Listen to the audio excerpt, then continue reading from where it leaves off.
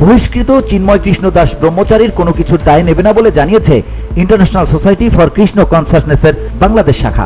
তবে বাংলাদেশ শাখা দায় এড়িয়ে গেলেও ইসকনের প্রধান শাখা সংগঠন থেকে বহিষ্কৃত এই পণ্ডিতের পাশে দাঁড়ানোর ঘোষণা দিয়েছে। ভারতীয় সংবাদ মাধ্যম উইন জানিয়েছে, বৃহস্পতিবার চিন্ময়কে নিয়ে মাইক্রো ব্লগিং সাইট এক্সে একটি পোস্ট করেছে ইসকন। এতে তারা বলেছে, ইসকন আইএনসি শ্রী চিন্ময় কৃষ্ণ দাসের পক্ষে আছে, তবে ভক্তের নিরাপত্তার জন্য আমরা ভগবান কৃষ্ণের কাছে প্রার্থনা করি। এর আগে ইসকনের বাংলাদেশ শাখা বলেছিল, যেহেতু তাকে বহিষ্কার করা হয়েছে তাই তাদের পক্ষ থেকে চিন্ময়ের পক্ষে কিছু বলার নেই, আর তার কোনো কর্মকাণ্ডের দায়ও ইসকন বাংলাদেশ শাখা নেবে না।